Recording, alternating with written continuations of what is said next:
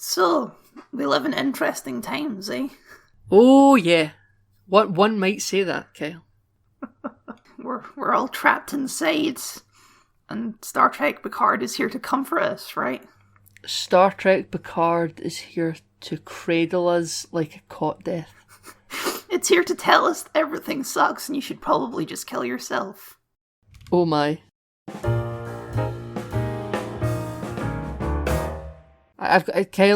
I've conflicting thoughts, and I think I'm probably more conflicted than you are. I think you're pretty set. I've got nice things to say as well as bad things. Well, let's start by saying we did an episode on the first episode when it came out, and I went back and listened to some of it. We were overwhelmingly positive. Ridiculously so. We were so innocent and naive. I like the first 3 episodes. Episode 5 is when I turned on the show. I turned on it so much I made a whole video. Is this Star City Rag? I think you mean Stardust City Rag. Yes, Stardust City Rag. I made a video. Yeah, Kyle made a video. Click the link. I remember, ladies and gentlemen, at the end of episode 4, we saw the preview for episode 5, and I'd seen it first, and then I sent it to Kyle, and Kyle said, "At least it looks like they're having fun." I didn't say it looks like they're having fun. I said it looks fun because they were in disguise. It looked like a sort of classic episode. Our Man Bashir, that kind of thing. Yes. Bada bing, bada bang. And then it turned into schlock. And then Ishep had his eyeball ripped out in the first 5 minutes. It swiftly turned into the Hostel movies, their body horror films. And it was so unnecessary, but we're kind of jumping ahead. I would like to note, though, because we'll come back round to it, I think the showrunners of the show, whether it be Michael Chabon or Alex Kurtzman or the writers, they have like a eye torture porn fetish. Because it happens multiple times. You're right, it does. It happens at least twice in the finale alone. It's so gratuitous. But the first 3 episodes of this show, we're just on Earth. We kind of jumped to a Borg cube, but who cares, really? The Borg cube. That's the Borg pointless. cube for the whole show. It's who cares? Yeah, it was so pointless to the show. The Borg are in it just kind of because. Because it's a thing you know. They're not at all relevant. I remember the Borg. Do you remember the Borg? I remember 7 of 9. Do you remember Hugh? I do remember Hugh. I didn't remember Hugh when they brought Jonathan Del Arco out on stage, but I remember Hugh. But no, so the first 3 episodes are on Earth. Very nice. The Romulan housekeepers are actually really likeable. I like those characters. And there's a really good action scene where the Romulan death squad, which they're stupid, by the way, but when they come to his house, the housekeepers do I think it was quite well shot as well. They do a really little good action sequence there where they try and defend him. It's really nice. Apparently Picard has phasers tucked away in his house, like a proper. Well, they're ex Tal Shiar, whatever. I'll forgive them that. Yeah, it's perfectly fine. I won't critique them for it. It's just I just found it quite funny that he had guns everywhere. And then the second he says engage on the bridge of the La Serena, I think I disengaged. Episode 4 wasn't awful. With Elnor on the planet of... Was that episode 4? I think that was episode 4. Yeah, it was, because Elnor comes with him to Stardust City Rag. We could go beat to beat. My problems with the show aren't really beat to beat. They're more scatterbrained, I think. We never even introduced... I really dislike this show. I know I made a video that was quite critical, but I don't think that video quite expressed how angry the show makes me. Yeah, here's the thing. People who like this show, I think they do a very good job at giving you an overview on what the show is about, and I think just to read that, you could be fooled into thinking that the show is actually probably quite good. And you know what? I I agree with the premise of this show. See, if I'd never watched it and someone, or as people have tried to explain to me, just the outline of the show, it sounds fine. I can't really object to the messaging. Here's the thing. You've sent me those messages. You've been getting into arguments and stuff. And I read that and I'm thinking, did they watch a different show? Yeah. Well, here's my thing. Or my main thing about the entire show. I should say, listeners, if you haven't already gathered by this point, we're going to be kind of going like a scattershot. We're going to assume that you've watched the show. Yeah, all episodes. In general, I think we'll try and go linear, but I can't promise it. There's just, the show seems to lack consequences, in my opinion. I feel like whenever it does something that I feel like I like it because I'm a fan of the franchise or I'm a fan of the character, but it doesn't feel earned. For instance, I'll jump right to the end, because the most recent episode is fresh in my mind and I've been analysing it a lot. The end scene with Data and Picard, I absolutely love it. Like, I quite genuinely think it's absolutely brilliant. It's very nice, it's very touching, it hits me in the feels. Now, I happen to think hitting people in the feels without reasoning is also a flaw of the show, but it worked anyway, even if it's a cheap trick. And I think, despite the fact that it worked, I'm a bit salty that I feel like they didn't earn it. Like, it didn't become apparent that Data was alive as a copy inside that little computer. Like, that was never apparent throughout the show. It just kind of, Picard sitting in his death vineyard, and Data sits down in his Nemesis uniform, and you're not sure if this is a dream, and then they kind of say it's a simulation, but is it a simulation, or is just him, is the dream telling him it's a simulation? It was very sloppy. Here's the thing. That scene doesn't change at all if it's just a dream. Oh, yeah, completely. If it's a dream, more or less it stays the same, and then he gets up to leave, and it's like, well, that's him just waking up. Which essentially it was, because he was just hitting the reboot button. He was coming out of a coma, for lack of a better term. You know, Data always wanting to be human, and them talking about things that are precious because they're finite and because they don't last. All of it, loved it. It was very good. Well, look, it's a carry-on from, people have pointed this out, it's a carry-on from Data's philosophy all the way back in Time's Arrow. Like, life is only meaningful if it's finite. But he has a line in there which really bugs me, and I could nitpick the hell out of this show. I could do a 5-hour review, Mauler style, of just every single beat by beat if I wanted to, which I don't. But he said a line that was, a butterfly that lives forever isn't a butterfly at all. And I just, what does that mean, though? It's still a butterfly? Huh? It's one of these lines that sounds really weighty and heavy, but if you think about it, it doesn't actually make sense. Yeah, like, you could be a human that somehow just will persistently not die. That doesn't mean you're not human. It's one of those things where it sounds quite profound, but if you happen to have unlocked the key to immortality, you're still a human at the end of the day. This butterfly, you know, I think the point is it comes back to things are precious because they're finite and they don't last forever. And if things last forever, then they become less meaningful. Very weighty, but when you think about it, it actually doesn't mean much, because if Q popped in and made you immortal, you're still going to value the next 70 or however many years of your life, because you're yet to reach that point where you're dead. Even if you weren't immortal, you'll still be alive for a number of decades. Here's the thing too, is that the moral of the show? Because that concept is only introduced in the last 5 minutes. I don't think so. I don't think that is the moral of the show. I just think, again... What is the point of the show? Why did I watch it? Equal rights. I think.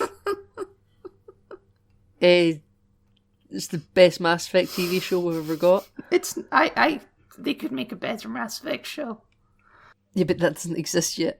I would say, that when it comes down to this feeling thing and how something isn't earned, I love the character of Data, the characters of Data and Picard. I think they're brilliant, and I think those two actors together on screen just ooze like talent, and that's why I liked it so much.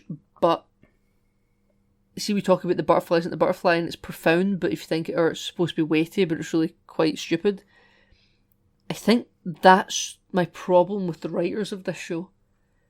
they think they're really clever, and they don't really realise that they're supposed to be just writing a television show. You can have messaging in a show, but they just sound so kind of, oh, this is beautiful, and it's a general feeling. It's like sensation over reason. Like, it sounds really beautiful. That doesn't mean that it necessarily makes any sense. It's the Discovery problem. It's exactly like that scene between Saru and Michael Burnham, when it's, you're like a brother to me, Saru, and I'm going to have to kill you now and cut out your things. And it's on its own, it's a really powerful and beautiful scene, but it isn't earned by the show in any way. And that's how I feel about this Picard and Data one as well. Data shows up, and it's a clone of Data, and he's alive again, and then they kill him off again. And we've only known this new version of Data for 5 seconds. It's not earned in any way. He just shows up. Yeah, no, it's not. It's not earned. And because they've already set up him on the Enterprise with Picard playing poker at the very start of the first episode, and that was a dream, but he was in his Nemesis uniform. Was that actually?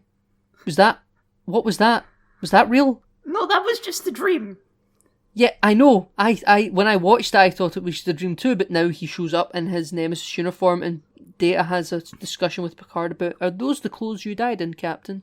When Data's wearing the clothes he also died in, but when he shows up painting the picture, he's in his TNG uniform, so that's clearly, like, not him, that's a dream. No, the first 2 scenes in the first episode with Data are just dreams. They have no connection to this simulation whatsoever. See, I would say that too, but just because they do a whole thing about how I'm wearing my death clothes, and there's 2 scenes already, one where he is wearing his death clothes and they're playing poker, another one where he's painting and he isn't wearing his death clothes, so...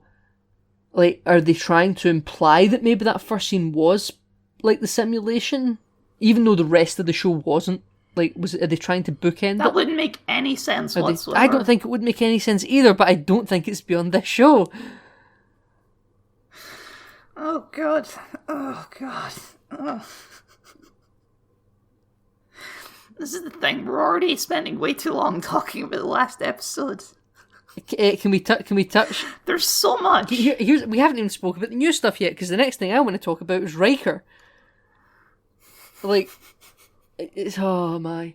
So instead of talking about him in the last episode, I'll talk about him with Troy on that planet. Sure. Very nice episode, I thought. It's very nice. Sure, it's very nice. It's the nicest episode of the show. Jonathan Frakes and Marina Sirtis, wonderful people. I believe it's her birthday today as we're recording it. Happy birthday, Marina. Happy birthday.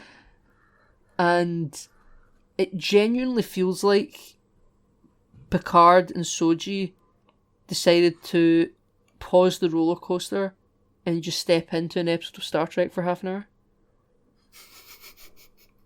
But even then, I will say, very nice. Those 2 people, I believe, as actors, maybe not as creative people like directors and such, because I'm talking about how Frakes directs Discovery and whatnot. They probably remember more about the show than Patrick Stewart, I believe. Sure. Just because, like, you know, Patrick Stewart's had a vast-ranging career and everyone knows Patrick Stewart globally. People probably don't know Jonathan Frakes and Marina Sirtis outside Star Trek. They've done some stuff, but they're not, you know, this is what they're known for. Marina Sirtis and Jonathan Frakes, they're on a planet having family, eating pizza, and Counselor Troy is wonderful.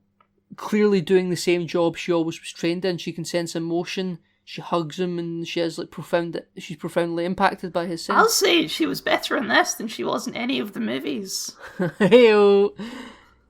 Now, that's nice, and he's got a family, and there's a bit where he accuses Picard of never having raised a child before, and I'm like, well, the inner light happened. So, here, I would like to put this point to people that defend this show. Because people enjoy it, and people like what they like.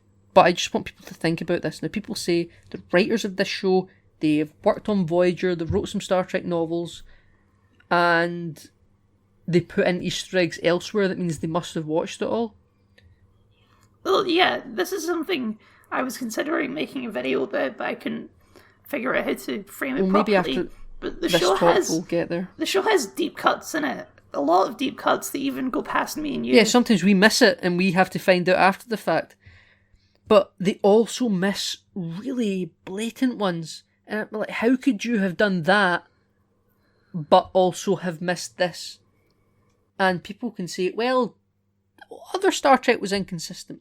Well, I will say, I think it's harder to be consistent when you're working in the factory when the cogs are spinning. Like, when you're inconsistent in an episode of Voyager and you might kind of twig with something that happened in DS9. I don't like it. I wish they wouldn't do it. But they're working in the factory as it's running. But after Trek ended in 2005, the foundations, the ground, like when you demolish a building, the land underneath it kind of settles into place. You have time to let everything breathe, and when you're going to start up that engine again, the Star Trek engine of making television, everything has now cemented, and contradictions and retcons you kind of can't do anymore because you're not doing it on the fly in a machine that's being turned for 18 years straight. Everything is settled, you're starting it back up again. Look at everything. How can you miss the inner light? It's one of the most famous episodes. Quite of literally, TNG. I'm surprised he never played the flute in this show. I'm shocked that he never played the flute. And I'll say another there's a thing in this show that's been buggy. It's not a critique, it's just a thing that I noticed. Whenever they mention his brain condition, they never name it. It's weird, right? They never say Uromatic syndrome. Might be mispronouncing that. I think it's a legal thing, like the Tom Paris situation. I think they don't want to pay the guy that named it. Oh, but they named the guy who named Bruce Maddox. Maybe he's dead. Apologies to the writer of that episode, I can't remember. You might not even be wrong. Yeah, like, he might be dead and they don't need to pay his estate, but the guy that came up with the rheumatic syndrome is still alive. Oh, God. Is it also me, or does the virus or the condition work completely differently than it did in Best and All Good Things? Well, it hadn't, in All Good Things, it was getting worse, but it hadn't got to its terminal stage yet. I know the disease overall was terminal, but like... In All Good Things, it was more like dementia, I thought. No, he was kind of becoming senile, and I think that was like a symptom, which I know was linked to dementia. But I think this was like... kind of, it's been brought on really suddenly and rapidly, and he's kind of jumped from first stage to end stage, and there's been no middle bit where you kind of, it fades. Like, you know, it kind of comes and goes. Here's the thing with that. He never has any symptoms of this condition. He passes out once and then he dies. That's all the condition does. They mention it once, and he's like, I don't want to talk about it or you'll piss me off. And I'm like, oh, Picard pissing people off. Then it's kind of disappears, and it comes back up again when he's piloting the La Sirena. And it all just kind of, it just hits him all at once, and he gets injected with drugs to keep him running for half an hour or something. And then Riker comes in, he speaks to Riker, he doesn't tell Riker he's about to die, lets Riker leave, and he says, au revoir, or adieu.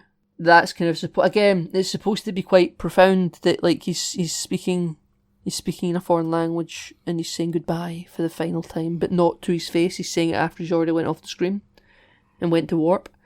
And it's, Riker said, until we meet again, my friend, or something. And Picard's like, yes. And then he goes away, and he's like, au revoir. And it's supposed to be emotional, you're never going to see him again.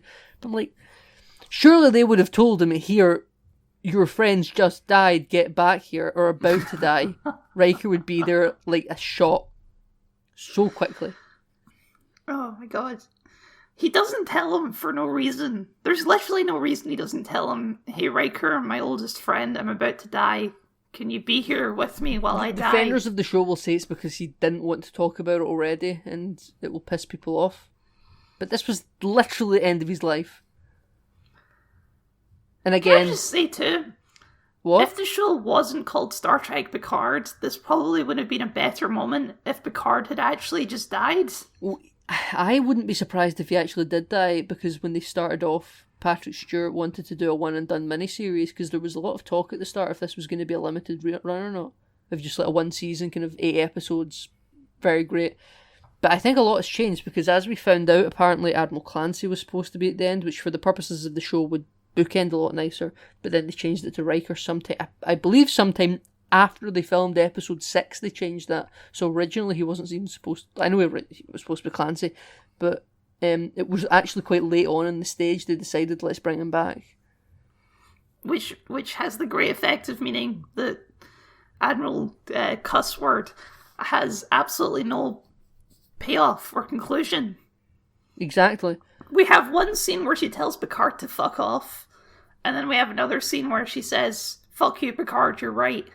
And that's all of it. And then some point between that and the end of the show, she decides not to be android racist anymore. For some reason, everyone's fine. Even though the only thing that changed is that the androids almost genocided them. But they've decided androids are fine now. Because of the... I can't remember the name Because of the of what? Because of what? Treaty of Algeran. Picard asked to open up diplomatic relations, and that put it under the protection of the Federation, and the Romulan Star Empire couldn't get at it in all their massive ships. And right, we're going to get into. I want to get into this as well. Less of a critique about the story, more critique or a potential critique. It's more of a worry I have. Maybe they won't do this, and everything I say here will be let at ease. So anyone that listens to this, don't worry just yet. I might complain about it if they were to persist, but they haven't, so we'll leave it. The ships, the end.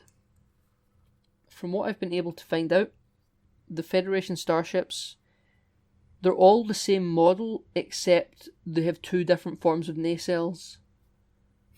And that leads to all the ships almost looking identical, bar maybe their nacelles are slightly different. Every second ship has a different design, you know? I didn't even notice that. Right, neither did I. I found this out after the fact. And some of those shots are quite close up, like they're Discovery level intense. You're looking at the ship, the hero ship, and they look quite under-rendered. That whole final... It's so crazy to me that you would do this. Starfleet always has lots of different variation ships. This is a thing in every show, and it's great. The Deep Space Nine fleet shots, not the fights necessarily, well yes, the fight scenes as well, but just the shots of the fleets, they look varied and diverse and interesting, and they're also just shot well. Like the camera. What's crazy is even in Discovery, they have the big varied fleets. Yes, I don't think they're shot as well as DS9, but they have a varied fleet. And the second thing is, so you have the scene where Agnes uses the magic device to create a bunch of holograms of La Sirena. Yes. And then not but 5 minutes later, Starfleet shows up with a bunch of ships that look exactly the same, but this time they're not holograms. How did you not notice that you did the same thing again? Well, what I would like to comment on about these ships are, apparently, they are the toughest, roughest vessels Starfleet has ever put into service. Yep, and they made 60,000 of them. See, that's the thing. In like Discovery Season 2, at the end, it's a battle of thousands of ships, and it's comical. It is the end of Discovery Season 2 is I laughed. It's stupid. When the Enterprise and Discovery have like 30,000 fighter craft that come out of the back. Right, yeah, it's so silly. But I don't want to get on that. We've spoken about that before, I'm sure. In this, they say this is the roughest, toughest, and it's between hundreds of ships instead of thousands, which is the bringing the scale down. And, you know, why are they committing hundreds of vessels to this one planet? Well, they thought the Reapers were going to come through, so I can live with it. But they say the roughest, toughest vessel Starfleet's ever put into service, the Zhang He, is the flagship of the Federation now. Apparently, wait, hang on a second. They didn't know about the Reapers. Well, they knew the Romulan fleet was there. That they only came for the Romulan fleet. They had no idea about the Reapers. Right, okay. Well, I would still send hundreds of ships to stand down our Romulan fleet. How they got those ships there that fast, I don't know. Because in Deep Space Nine, we kind of go into the fact that ships take time to travel places. But no, they said that the Romulans were going to be moving for 2 days. Yep. And that's why they had some time to prepare. But Riker didn't ask for reassignment until Picard sent out that SOS. Nope, we don't even know where this planet is, but presumably it's like 15 light years from the Romulan neutral zone. So it's somewhere out of Federation space, I would assume. Yes. Well, what I'd like to talk about... But they just got there in 5 minutes after Picard called them. No, I think he called them like the last episode, and I think there's like a day apart. They got there in 1 day. But in that 1 day, Riker has to ask for reassignment, presumably get to a starbase, get a ship. How did Riker even know? Picard didn't call Riker, he called Starfleet. Someone, Geordi sent him a message. Like, here, Picard's asking for help. Those ships, though, I keep wanting to talk about the ships, not necessarily the story, but the ships. They say roughest, toughest ship, Zhang He. Apparently the Enterprise isn't the flagship anymore, but that's fine, I can live with it, though I think maybe it should be anyway. Those ships are quite small. Those ships are barely larger than a Nova. They might be on par with an Intrepid. A Nova is the Equinox ship, by the way. They look similar in size to Voyager to me. Yes, so see when you look at the windows and stuff, like you look at freeze frames of the ships, they aren't that much bigger, but it kind of looks quite similar to an Odyssey from Star Trek Online. Apparently the ship's actually a design that Rick Sternbach created in like 2013 or something for Star Trek Online, so they're just recycling old models, which is fine. And I just hope that they realise the size of ship they're working with, because even though the ship looks quite small, or Intrepid size, they're going to have massive hangar bays of turbo lifts on roller coaster lines. Oh, the Discovery turbo lifts that go into Black Void. Yeah, it's like Monsters Inc. And it's comical. Now, I hope, this is what I mean by I want to bring it up and they haven't done it yet, but they might. Given the track record, I think they might. I hope they understand the scaling of the ships that they use, and if we ever see those ships again, they're just not colossal. You know, they're not massive when there's only like 5 windows. Like if they made the Defiant today, it would be the size of the Dreadnought Vengeance from Star Trek Into Darkness. Yes. Oh man. They're gonna do it. You know they are. Alex Kurtzman is in charge. Let's hope for better. Star Trek Discovery Season 3, late 2020, I think? I don't know anymore. So, Riker has a nice wee standoff, and again, it's not earned, but I quite liked it, where he says he's gonna, I thought it was a bit forward, he's like, nothing would give me more pleasure, and I'm like, you're gonna take pleasure in firing all those torpedoes? Okay. Yeah, this is Star Trek. Yeah. Everyone loves violence. Everyone loves violence. Trek. But he's talking about kicking her treacherous Tal Shiar ass. And for some reason, Jonathan Frakes and Phil Riker, because in the episode where he's making pizza, he looks like a crazy man with like his hair and his beard and everything, and his apron. But in this episode, he's in the uniform, his hair is a little bit more trimmed, his beard. Well, he cleaned up to put on his uniform. Yes, and that's nice. He felt more Rikerish to me. And I just loved it. Riker should be an admiral at this point. I guess he quit early to. He took Kirk's advice from Generations, and I just liked him in the captain's chair doing that lean that he does. From a fan perspective, I agree. It's Riker. He's in the chair. Yeah. From a story maker's perspective, it should have been Clancy. It should have obviously been Clancy. Obviously, it should have been Clancy, and I kind of, I think season 2 ain't going to touch on any of it. Nope. Clancy, I'll be lucky if she shows up. They've still got the admirals from The Next Generation. What's her face? The one that Picard didn't get on with, but then he gave her sandwiches. Mm-hmm. She's still alive. She's on the convention circuit. Have her show up. She's like in her 70s now or something. How about Janeway? Yeah. God, what would be wrong with that, Get some admirals. Well, no, but Janeway's important, so they need to set her up for her own violent revenge show, Star Trek Janeway. 7 and 9 will also show up. She'll show up and kill more women for revenge. Do you think we're going to see any more of apparently 7 and 9's LGBT status? Do they have the balls? She's bisexual. We know that. Sure, I don't care. But, I don't know. It's the equivalent 7 of 9 has nothing to do with the show, by the way. Why was 7 of 9 in this show? To make people happy. Apparently, people thought she was just okay in Voyager, and now after Picard, she's their top 5. Oh my god. Comments like that are insane to me, because what was 7's arc in this show? She killed a woman for revenge, and then she killed another woman for revenge. And then, before that she said that because she wanted to kill herself because she had no home, because she was an XB, and it's, thanks, Janeway. You sent me that Variety article, I think it was Variety, of them interviewing Michael Chabon, and he talks about how he knew decisions he was making was going to piss some people off, but he had to stick by his guns, and I respect that, right? like, sometimes you need to kill people off and people will be sad by it. They killed off Spock in Wrath of Khan, but it was I character. I agree with that in principle. Yeah, it's a character people knew, and they had a death that was fitting of their status. Like, Icheb is a character that was well liked. He wasn't a character of the week. He was a recurring. It would be like if they killed Keiko O'Brien in the first 2 seconds of season 2. More than that, it would be like if they killed Keiko and O'Brien's kid, because we only knew Icheb as a kid, or as like a teenager or something. Yeah,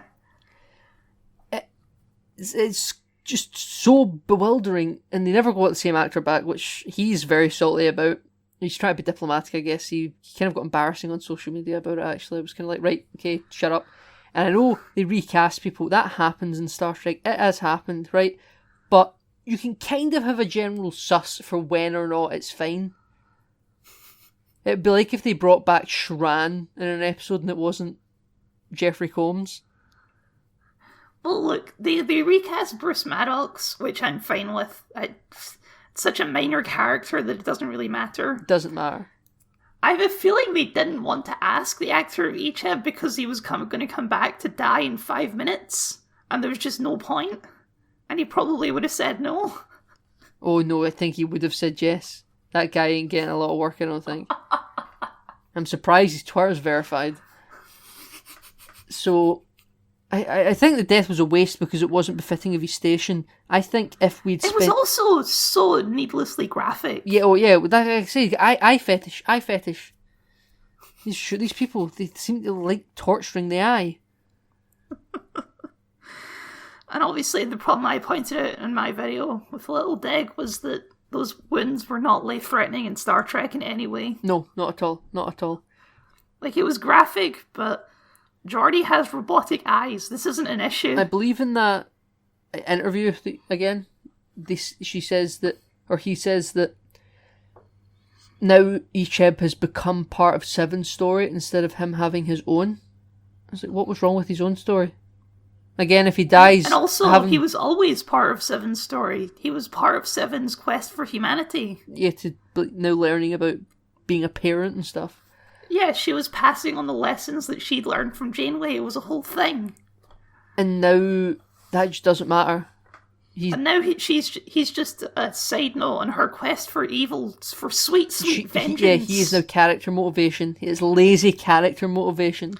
Lazy character motivation for a character, this villain that we're supposed to hate, and then she dies in that same episode, and that's it.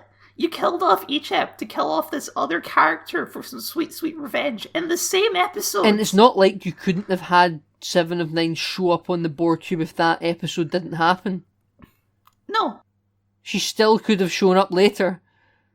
That whole subplot about that woman stealing Borg parts has nothing to do with the plot of the show. Yeah, it was so... Nothing to do with it. It was so episode of the week. And I've seen a bottle episode show, that's great. I'm not insisting on you telling serialised stories. I would prefer a bottle, but if you're the one that wants to tell I would absolutely prefer a bottle episode show. If you're the one that wants to tell the serialised stories, then you've got to tell serialised stories. These bottle subplots are completely stupid. Like when we spent 2 seconds seeing Raffi's family, that could have been a really good episode of the week. I would have spent 40 to 50 minutes with her.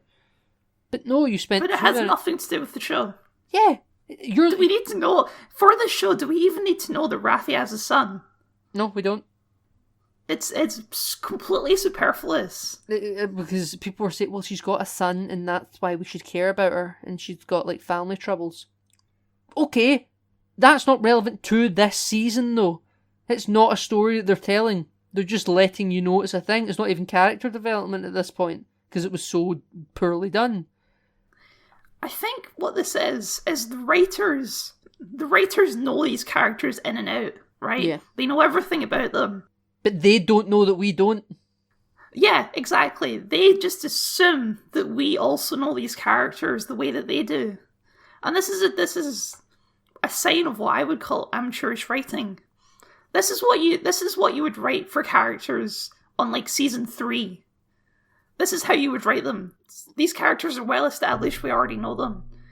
So Michael Chabon, he's written some Star Trek books, am I right? You put him in the spot there saying Star Trek books, I think he has, but he's written novels, and I believe he's a Pulitzer Prize winner. I think I saw somewhere that he's written Star Trek books, because this is how you would write a book about Geordi, say. You don't have to introduce Geordi, you can assume the audience already knows Geordi, right? You don't need to spend time setting up characters, we know them. Because this show, it has new characters, and I've seen people talking about it.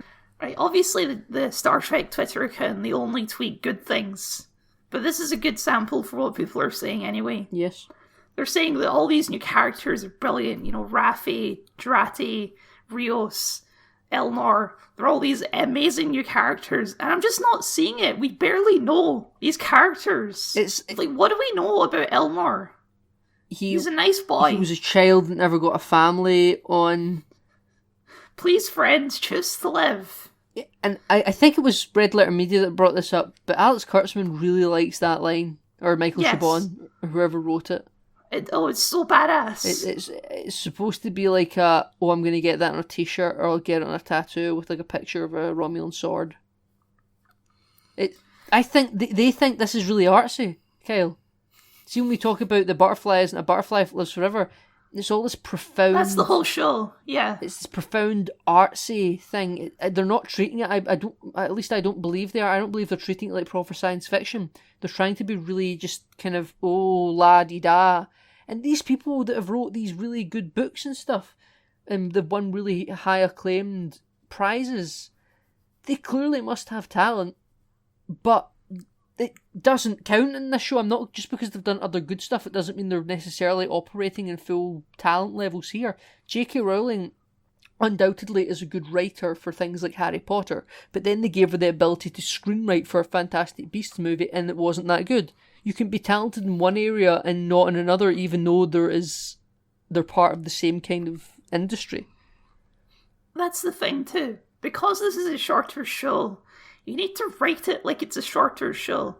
We're supposed to believe that all these characters have these really in-depth relationships. Like, they keep cutting to shots of Seven of Nine and Elnor, and they're best friends now, even though we've barely seen them interact. But they're best friends now. And that's just not how it works. The show would have you believe that she's closer with Elnor than she ever was with Icheb. Well, than she ever was with Icheb, than she ever was with Janeway, because apparently she has no home. Even though the whole thing with Voyager is home to all these people and it's nice, but nope, she's forgotten all about Harry Kim. She's forgotten all about Neelix. I'll be leaning in that area, and I think there's a story to be told there. They will never tell it, but I think there's an interesting story to be told there, because Seven of Nine was always kind of flaky. That's why at first her killing the bad lady, it annoys me more that I settle on it, but at first it didn't annoy me that much, because Seven of Nine's always been quite a flaky person. I think killing is over the line, but I wouldn't be surprised if she had some sort of falling out with the Voyager crew. But I'd like to see it or hear about it, and we're never gonna. No. You know what's going to happen? There's big talks about the Doctor showing up in the next season, right? Yes. Apparently he's in talks. Apparently Robert Picard was approached. And they're going to show up and they're going to have a conversation, and it's going to be like nothing happened. They're going to be old friends, just like Riker and Picard. And it's never going to be addressed. He'll make 7 of 9 a pizza from a pizza oven. Yeah. He'll show up at the end with a fleet of medical ships. Oh, God. He'll have 1 million mobile emitters. It doesn't... Holographs are showing up everywhere in this show. They must have reverse engineered that mobile emitter technology. This is another minor thing.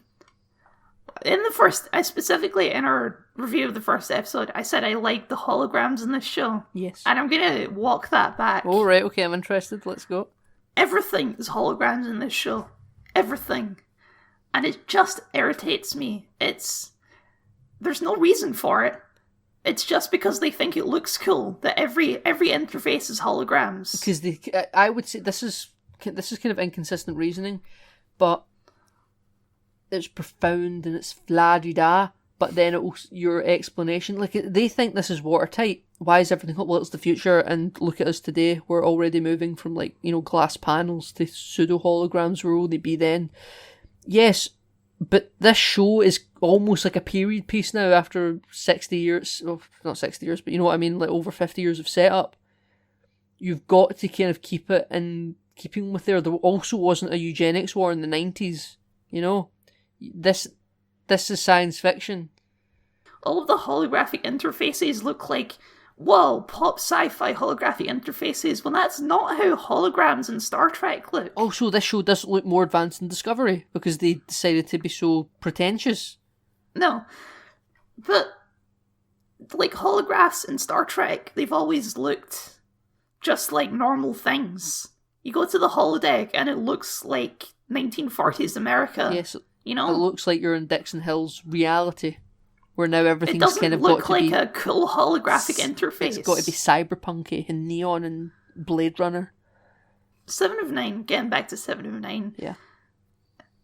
It's just so depressing, her whole thing. You know, her story in Voyager, it's nice, you know. She goes from introduced, she's very robotic, she'll say things about not going on the missions because it'll endanger the crew and stuff like this, and she's very robotic and formulaic. And over the course of 4 seasons, we see her become more human until we get to Human Error, and she wants to be more human, but she's kind of hiding it because she's embarrassed about it, and it's a really nice episode, right? Yeah. And then we get to this episode, and she's drunk and depressed and murdering people for revenge and talking about wanting to kill herself. And it's like, no, this isn't what I want. This isn't why I watch Star Trek. But it's supposed to reflect the reality of today. We're so darker. This is what I might actually make a video on, is the real world comparisons that were a big deal. You know, there was a bunch of angry, stupid YouTube videos about how this show's about Brexit and Trump, right? Yep. This is a thing. Yep. Try and follow those lines of where they start and where they end in the show, because they don't work at all, these parallels. Yeah, they're always points to an end, I agree. Like, oh, okay, the synth band kind of became irrelevant when they go meet Soji. Like, and they say, oh, I'm free to travel now that the travel ban's been lifted. When you were running away, it never felt like it was in place. They never brought it up as like an obstacle. The other one is, there's a clear parallel from the Romulan refugees to, say, like, Syrian refugees, yes. right? You could make that pretty clear parallel. Yes. But then by the end of the show, Romulans are just the bad guys again. So there is no message there. Completely. I like, they also have fleets of starships. They don't seem to be struggling economically. That planet that is kind of in Federation space and the Fenris Rangers are protecting and Romulans live there, are they under the protection of the Federation or are they under the protection of those Romulan starships? And they have that sign there that says Romulans only, and it's nonsense. It's complete nonsense, and it's a parallel for the sake of a parallel. They're not saying anything about it. It's convenient to the story to make a point, even if it doesn't make sense in the wider world. Now, in Star Trek Online, there's the Romulan Star Empire, and there is the Romulan Republic, I believe, and it's like Romulans that kind of wanted to go more towards kind of democracy, and even maybe one day joining the Federation, and Romulans that kind of wanted to stay part of the Star Empire that had existed through TNG, DS9, TOS, that Romulan Empire. You know what that sounds like, Nathan? That sounds like Star Trek. Right, well, I can't tell if this show is trying to do that, or not. Maybe not trying to do it in this show, but they're kind of trying to set that premise up to expand on, where like the Fenris Ranger Romulan refugee planet that the nuns live on might be kind of trying to start up that Romulan Republic, and then General O is like part of the Star Empire. Kind of, they want everything to stay the way it was before the supernova. And if the show is trying to do that, it's doing a really bad job at it. It's never established that that's the case. It's never established that that's the case. But cause if I hadn't played Star Trek Online, I wouldn't even be able to try and make that case. I'm using exterior knowledge to fill that in. They mix their parallels too, because early on in the show, the Romulans are supposed to be victims of racism, immigrants type sort of thing. Mm-hmm. And then it's androids, and then it's also the XBs. They go into it with the XBs as well, and none of it works, because we never see XB racism, ever, do we? No, it's just kind of all implied. It's people keep saying that XBs aren't treated well, but based on our former viewing of Star Trek, that's not even true. Picard's an XB, and it's never a problem. Seven of Nine gets some vague looks at the very start of Voyager, but then that's over pretty quickly. And that's also because she was still looking like a Borg. Right, exactly. Once she becomes more human again, it's barely even a problem. Are they? I think the Borg thing might not be a thing like the immigration thing. I think it might be a thing for... I can't believe we're discussing this, but is it a thing for the trans community? And then that bit where the Romulan that XB calls him Locutus, are they dead naming him?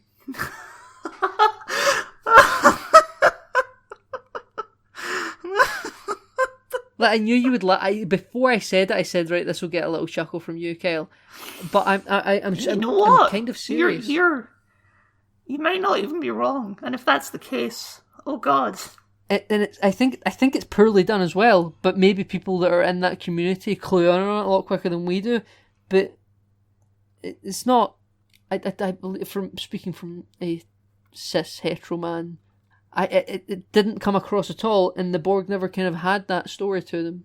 There was always a discussion about ex-Borgs, and remember those three that meet Seven on Voyager when they dock at that space station, and she kind of reassimilated them into like a mini collective for a period of time, and it's linked their brains. Well, this is another thing from that Michael Chabon interview in Variety. He says, I really wanted to show the sympathetic side of the Borg, of the ex-Borg. They've never been sympathetic before. And that was the point reading that. I just went, fuck you, man. Yeah, it's like these people, I remember that one tweet, I think you sent me it, or I sent you it, or we read it or something, we talk about what did we know about Romulans before this show, and what do we know about the you sent that one to me. Romulans were shifty and evil, but now they're a complex, multifaceted society. And I think I've mentioned to you before the episode of Voyager where they take that Romulan into the future and he promises to transmit their messages when he goes back in time. Yep. And there's that episode, I think, was it called The Fugitive or something, where there's that Romulan that defects in season 3 of TNG, but it turns out all his information was fake. There's just there's all the stuff with the Romulans in DS9. Yeah, there's the episode where they kidnap Deanna Troi in TNG, and it isn't even a high up Romulan that does it. It's like a lower Romulan, and he's trying to stop a war or something. I can't remember the specifics. Reunification. There's so many facets to Romulan culture. There's the one with during the war in DS9, like you say, where they have a Romulan military hospital in Bajoran space, but they've put weapons on it. What's going to happen there? Mm-hmm. Romulans were always quite interesting in episodes like the one with the one that went on the Picard ship, the Enterprise, to try and give information. It turned out to be false, but he'd done it anyway. Or the Voyager one with the one that wanted to take the messages back with him. These are all amazing episodes. They're really good. But people seem to forget about them, though at the same time say these writers have clearly watched all of Star Trek. Which one is it? Have they watched Star Trek? Do they get Star Trek, or do they not get Star Trek? I tend to fall on the side that they don't. But then, how do I address all those hard-hitting Easter eggs? Well, here's my theory for the hard-hitting Easter eggs, and it's what I'm working on. Is they have one super Star Trek nerd working there, and his job is to go like, in this scene you could include a copy of Flounder, and that would really impress the fans. And that's his job, is to just look up Memory Alpha and find deep cut Easter eggs that they could put in the show. Yeah, here's something that'll get the fans, because it's a lot easier to not have watched it, but pull out Easter eggs with, you can dive in. And Michael Chabon says he spent a lot of time in Memory Alpha. He said that in the interview from a point of view of like, I've watched all the episode and wanted to know more. Maybe he isn't. Maybe he just spent time in Memory Alpha to find out how to try and get the fans happy. Well, the other one that was a deep cut, that was a big deal, was the Borg Queen's magic teleporter is based on a Delta technology of a species. Race in the Delta Quadrant from Voyager. There were one episode. It's a big deep cut. But again, this is something you can just let's look up a species that has this magic teleport technology. There's probably one in Star Trek. Oh, yeah, let's name drop them. Yeah, you can put in Easter eggs without having watched the show, but you can also, you can do it if you have watched the show, but it's easier. Whereas if you've actually watched everything, or just watch most of it, like it's hard to contradict things like Inner Light or Multifaceted Romulans. It's quite core to Star Trek that these things happen to these characters. They're profound moments. The Inner Light is one of the few episodes that actually gets referenced in future episodes of TNG, where they treat everything like a bottle usually. Several times. And they just forget about it. But apparently they watched all of Trek, Helen. They get Trek. You remember that episode where Picard, he falls in love with the new science officer or whatever it was? Yes, and they play music together? Yeah. Great episode. But these people apparently watched all of Trek, but not enough of all of Trek to include these things that is part of the same character. You don't need to watch all of Trek. It's the whole thing too, where there's this stupid thing where Picard loves Data, and it's framed really weird, but I assume they meant it to be father and son love and not romantic love. I'm hoping that's what they meant. I took it as more of a... they do it kind of comedically, but I took it more of like a Patrick Stewart, Ian McKellen type of love. But in like a more serious way, as opposed to them that kind of do it quite comically, though I assume their love is quite genuine. Like friendship love. Yeah. Now, and if you watch TNG, that is not their relationship in any way. I think when he talks about in that scene about how, oh, because you love me, it does make me cringe, and I do think about all the scenes in the show, but I'm lenient. This is what we talked about at the start, racism conflicted. I'm slightly more lenient because the end of TNG, where he sits down at the poker table and he says, I should have done this a long time ago, I assume that's the start of something, and then over the next few years on the Enterprise E, their brief time still remaining on the D, I think their friendship, his friendship with all of them, probably did blossom quite a lot. And I know people talk about how the movies aren't that great either at portraying Picard, and some people wish the TNG movies were never made. But I'm of the school of thought that the movies aren't the worst thing ever, and him kind of being more friendly with at least the senior staff, and being on the boat at the start of Generations where they're giving Worf the promotion, I think it is the start of something that happened in All Good Things. And an actual evolution. Now, them sitting saying that you love me, Captain, makes me kind of cringe a little bit. It's weird. But I do think they probably did become closer in taking scenes from earlier in TNG where their relationship hasn't developed that much is a bit unfair in my opinion. I don't know, man. If you're of the school of thought that the TNG films are trash, then there's not much I can do for you. But if you do accept the films, I don't think you do actually. I don't like the TNG films. Right, you don't like the TNG films. Then I because I do, that's just where we part ways on that. But I think that if you do agree with the films, then you've kind of got to be more lenient on Picard being more kind of friendly with people, at least with the senior staff, not with random people necessarily. Which is why him being like, fine with certain other random people. I'm kind of like, how long have you known these people? I will be willing to accept that he's become more friendly with the crew. His friendship with Riker in this show, for example, is very different than it was in the show. Yes. It's a lot more peer than it was, because in the show he's always, I'm Captain Picard and I'm in charge, and he doesn't get close. He's not Janeway. Janeway gets close with the crew. Yes, Janeway went to parties and had cake with everyone. Even Sisko was somewhat distant, though apparently he played baseball with them all at least once before they done that holodeck baseball game. Sure, but he was more in charge. Janeway was the captain that was most friendly with her crew because they were stuck together, and she made an active decision to get more. I would say Archer was the most friendly personally, but different times. Or maybe Kirk. Kirk was pretty friendly with the crew. Bit too friendly if you follow the stereotypes. Oh my.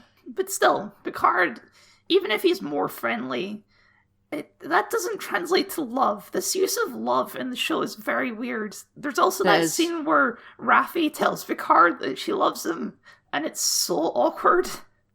It is, because I'm like, you hated this person 2 days ago, and he hasn't seen you for 15 years, and you love him? It's so bizarre. But again, see what you say about how the writers of this show have spent months and months with these people and they know them inside and out, and they're forgetting that the audience don't. I think you've actually hit on something quite properly there. We don't know these people. We've spent precisely 8 weeks with these people, but really only 8 hours with these people, and they're saying they love each other 7 episodes in. Imagine 7 episodes. Imagine 7 episodes into the Next Generation. I love you, Picard. The person would get told to get off my bridge. It's ridiculous. They're work colleagues for basically the first season of TNG. When did they start doing the poker games? It's not season 1, is it? I think they've definitely got the turtlenecks. Yeah, so... Pulaski was there, season 2. Pulaski was there, so it was season 2 when they started doing poker games. Season 1, they're just work friends, and that's about it. Though apparently Tasha was close to them all because they went to her funeral. Oh, sure. But there is individual friendships that form, like Data and Geordi start becoming friends. Worf and Tasha Yar are kind of friends. Riker and Troy have a pre-existing relationship. There's different dynamics that are already beginning to form that will become more so over 7 seasons. Yes, like Beverly and Picard. In this show, Agnes and Rios have sex once, so they're in love now. And she killed someone, but let's not talk about that. This is less of a problem with Star Trek and just general TV these days of just being so rushed. Everything is so... We can't have full seasons anymore. Yeah, I was on Disney Plus earlier, and this is related. Don't worry, you might be wondering where this is going to go. I was on Disney Plus earlier, and I happened to look through and see what Marvel TV shows they have, like Runaways and stuff, because I haven't watched it. And as much as I've yielded the fact that this isn't connected, these shows aren't MCU anymore. They're not even under the MCU category on Disney Plus. I saw Agents of S.H.I.E.L.D. was there. And I know I've watched it all, but we've spoken about this before. There's certain shows you watch, like the Clone Wars and stuff, where you know you've seen every episode, but you just forget mass swaths of it. Mm-hmm. And I was looking at S.H.I.E.L.D. and I was like, how many episodes are on this? And each season has like near 20 episodes. Yeah, it's a full show. Yeah, but when you're scrolling through episodes on Disney Plus, usually, because the seasons are short for most modern shows, usually you go 8 episodes and then the scroll stops because there's nothing else to see. Mm-hmm. But when I was on the Agents of S.H.I.E.L.D. scroll bar, it just kept going. There's so many episodes. And I think that's why you know the characters of Agents of S.H.I.E.L.D. so well. You've had so much time with them. Again, apparently I forget vast swaths of it, but... Like, you want to talk about a good romance, you go to Fitzsimmons. They didn't get together for, 4 seasons. Yeah, I know Fitz always fancied her, but... Sure, but it's well built up. Yeah. There's development spent there. You care about the characters. Also, it's a Scottish actor doing a Scottish job. It doesn't matter that he's an engineer. At least he's Scottish. Yeah, I had to touch on it. Like, I tell you what, the episode where Raffi is running around the ship speaking to all the holograms. I liked that. That was fun. Right, I liked that. That was fun. That could have been a whole A-plot. It could have been a whole episode. Yeah, but I mean, you know how the episodes usually have A-plot, B-plot? Sure. Like Nog and Jake trying to get the baseball card and then there was a B-plot going on. Oh, that sounds like Star Trek. Wow. Yeah, that could have been an entire A-plot or B-plot with her running around doing that and other people progressing the main overarching story of fighting the Tal Shiar or whatever. Sure. But it didn't feel like that to me. It was like a C-plot almost. You can have C-plots if there's a lot of things juggling, but I just think the episode was bad. The episode was so meandering. You're talking about broken pieces, and that's the episode where they walk around the ship and talk to people a lot. Yeah, it was like, I should go, Shepard. I've got some recalibrating to do. We've hinted at the Mass Effect. Most people who've watched the show who don't like it know the Mass Effect stuff, and I can't believe you didn't notice it until I pointed it out to you. But the show is Mass Effect. I like Mass Effect, but you like Mass Effect to a degree a lot more intense than I do. Like, I struggle to play Mass Effect 1 even in my first playthrough. I enjoy Mass Effect 2, I enjoy Mass Effect 3 even. But there's so much there, it's a lot to take in. And I even like Andromeda. I'm passionate about the franchise to a point where I'm a casual fan. But you really click. And I think I would have got the Mass Effect parallel by the time the Reapers show up. The Reapers show up. But they look like worms with clamps. They look like the tentacles of the big ball droid from The Incredibles. You know, I was actually thinking, You fought the giant worm things in Andromeda, right? Yeah, I have, and They look like they go those. into orbit. Yeah. Shit, so they're not even ripping off Mass Effect Trilogy, they're ripping off Andromeda. Which is the one in my mind that's the most Star Trek-y. Sure, it is. It's very Voyager. But it's still a Mass Effect game that's touching into Star Trek. This is... It's the same plot as Mass Effect 1. They find the Reaper, the warning signal. What's the name of the bad guy in Mass Effect 1? Saren. Who's Saren in Picard? I guess Soji is Saren. Soji is Saren? She wants to call the Reapers to wipe out the humanity. Fair. And she's an organic android, and he was an organic Reaper, essentially. Well, he was a cyborg, so... Yeah. Even when they're coming through the portal and they're making like these evil robot noises, like these are just Reaper noises. I'm happy they never linked it through to Control. So am I. Honestly, if Control had shown up, and oh god, that would have been a whole other thing. Why does modern Trek love evil robots so much? I think the executives up top, who we won't name because we've named enough, I think they just like these things. I think they like the idea of it. I guess if you want to explore things that Star Trek hasn't explored, Star Trek hasn't gone that in depth with the evil AI stuff. They've had occasional one-off episodes like Nomad and TOS. Yeah. Or hologram malfunctions and they want to blow up missiles. You've had the occasional episodes, but they haven't explored the Terminator Doomsday plot, so that's something that they can do. But they're just bad at it. I'm sorry. They are just bad at it. Who could write this show? And I don't want to go for the joke us. Who do you think they could conceivably hire that could make a good serialized Star Trek show? I don't know about that much stuff. The best thing you could do would be to just hire someone new who has new ideas, but someone who isn't Alex Kurtzman. Because everything's really, it feels quite committee-ish. Like there's too many cooks in the kitchen.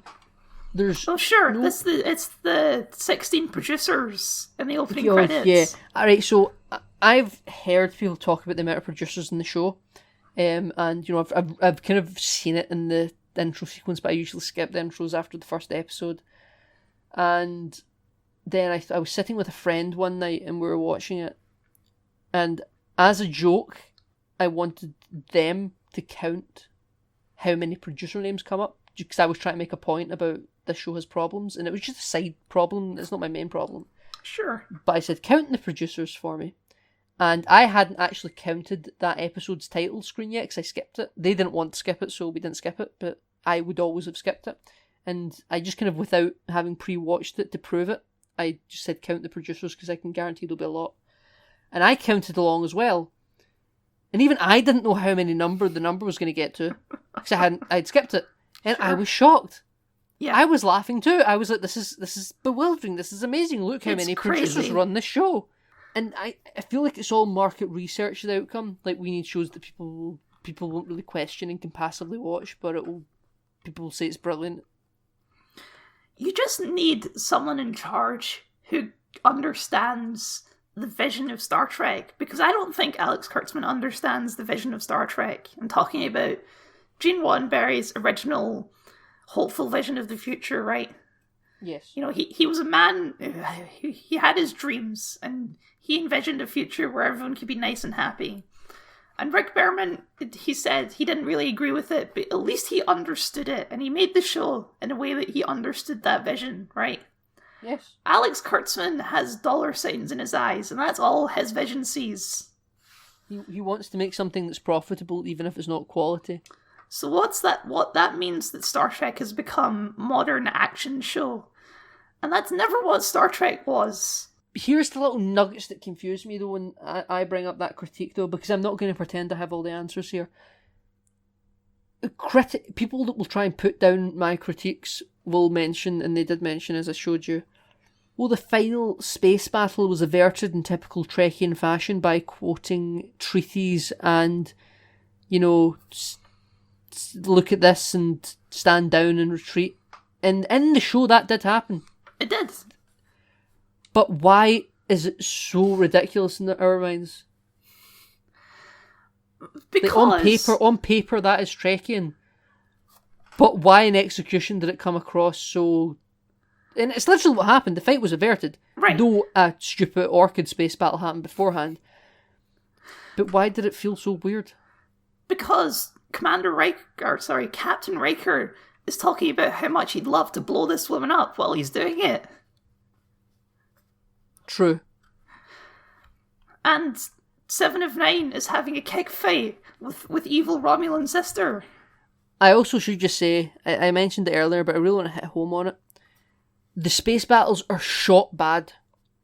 They're not, this isn't a plot critique, this is just a creative critique. It is shot poorly. Like when you watch Deep Space Nine, yes, fine, it's not in HD. The space battles are interesting, and you can kind of watch it and look around and see, what's happening over here. When I've watched the DS9 space battles so many times, and every once in a while, not all the time, but every once in a while you catch something new. Like when I watched when the Defiant's ramming through the lines when they're trying to go and retake Deep Space Nine, it's the only ship that makes it. I didn't really notice the other two Klingon birds of prey flanking them are slowly destroyed as the Dominion ship explodes next to it, but you pick it up over time, or you see a Galaxy class down here fighting a Cardassian ship. Sure. Or you see a Romulan ship being swarmed by Jem'Hadar. It's little things that you pick up, and the camera almost feels like it's stationary, and all the ships are flying past the camera. And again, it's a very diverse fleet of Romulan Klingon Federation ships, but different Romulan Klingon Federation ships. There's so much love put into those sequences. Yes, it feels like it's a world. In this show, all the ships are identical, more or less. They all stand on one side of the battlefield and fire millions of lasers at the other side of the battlefield. And even though Discovery may technically do it better with more diversity in terms of its ship aesthetics, everything doesn't look as well. The way the camera falls through everything, every time I watch those battles, I feel like I'm going to have nothing else to ever rediscover. They're really forgettable fights. The Dominion fleet battles in DS9... Well, there's another element to this too, which is the fights in Discovery, and even more so in this show, they just have no weight behind them. You talk about that fight in DS9 when they're going to retake DS9. There's so much emotion and weight behind that battle because they're trying to get their home back. They're fighting against the Dominion. They're trying to stop them from opening the wormhole that's going to let through a fleet. There is so much drama and stuff going on in there. And it was a serialized story. Right. And then you compare it to the fight in episode 4 where Rios is fighting some random guy over that planet. Oh, and it's, why is this even happening? Why is this guy fighting Rios? Why does 7 of 9 show up out of nowhere? There's nothing to it. It's just a fight for the sake of a fight.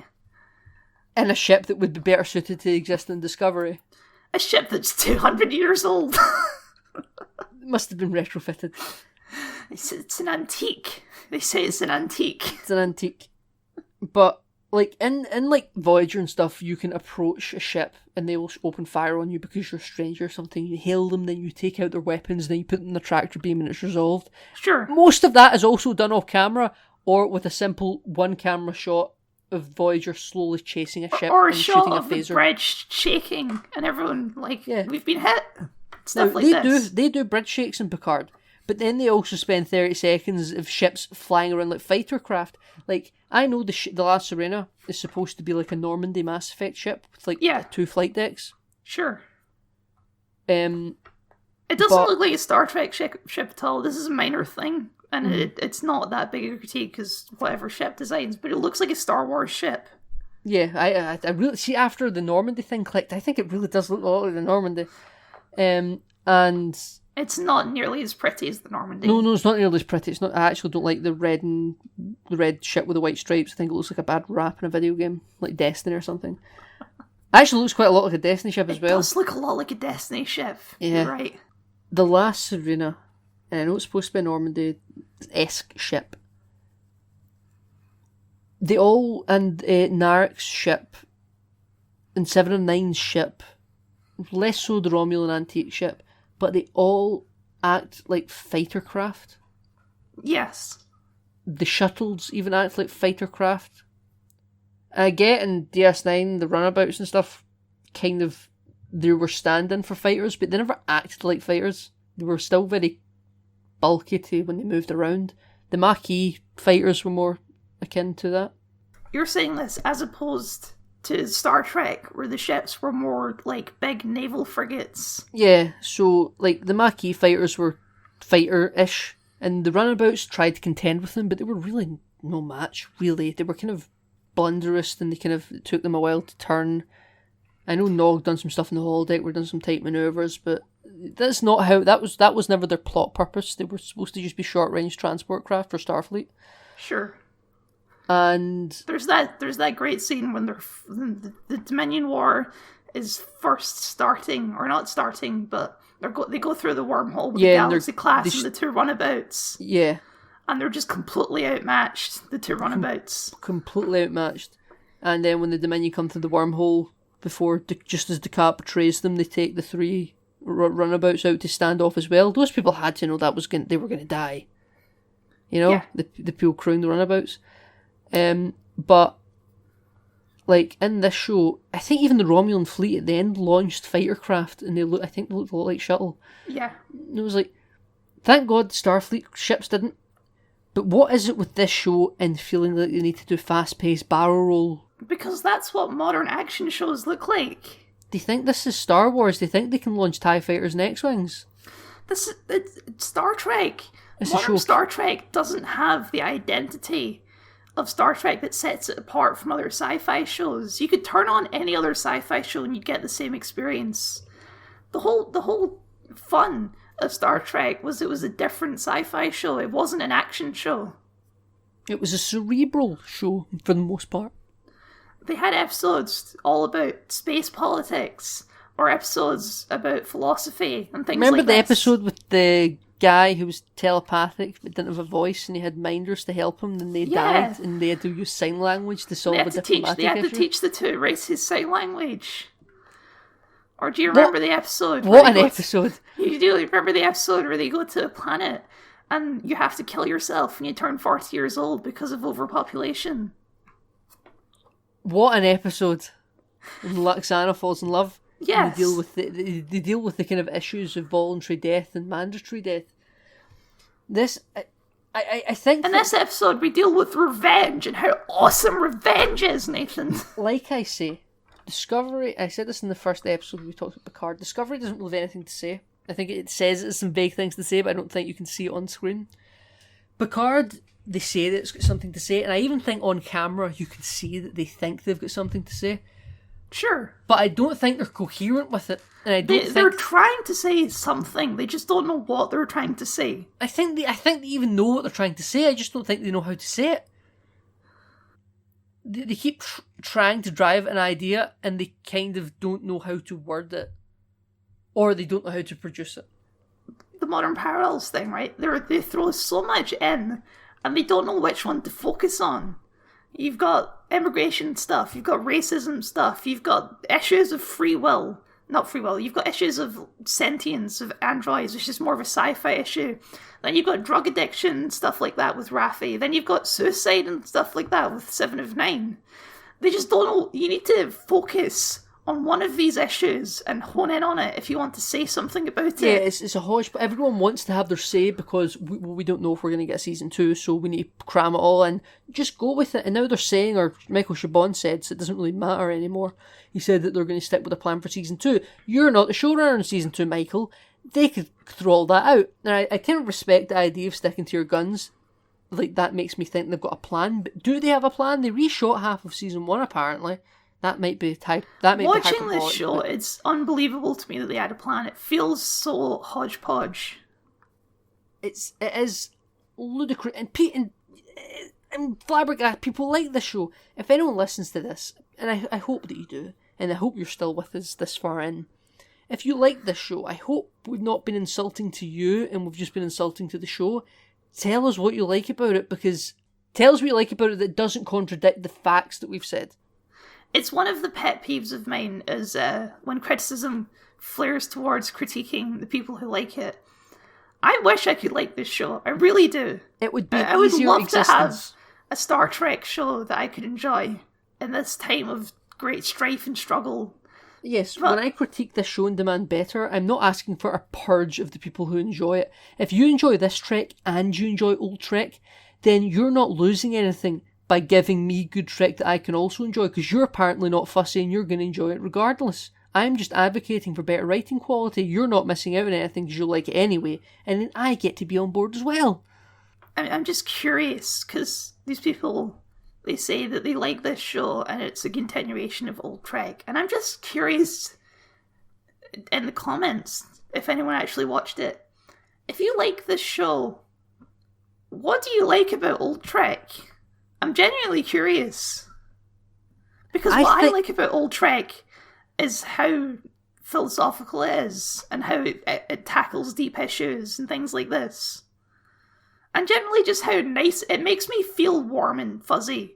Old but TNG. I think we're gonna get caught in a logic loop there with the what do you like about it, because they'll say I like the issues that the shows deal with as well, and they'll say this show does deal with issues, but that's no accounting for the quality of how those issues are dealt with. Just because they pay lip service to something doesn't mean they deserve credit for dealing with the issue badly.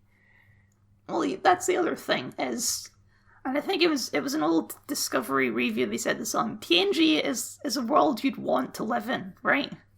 Yeah. You'd want to be on the Enterprise and have your friends and your crew and replicators and everything's nice and it's a really hopeful vision of the future.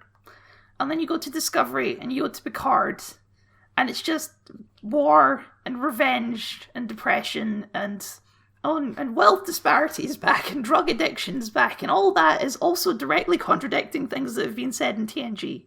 I think drunkenness and drug addictions, because people are addicted to Beatles snuff. Tom Paris was a bit of a drunk. I can defend all these things existing, but Earth as a whole is definitely supposed to be more optimistic. The wealth disparity thing is completely out of nowhere, because we know, and they make great issue with it in DS9 and Voyager and TNG, Earth is a paradise. When they go there during the Homefront arc, where they think changelings have infiltrated Earth, or with the Maquis, they talk about the Maquis out in the frontier, it's a hellhole, it's quite dangerous for those people. They get why they're being terrorists, even if they don't agree with it.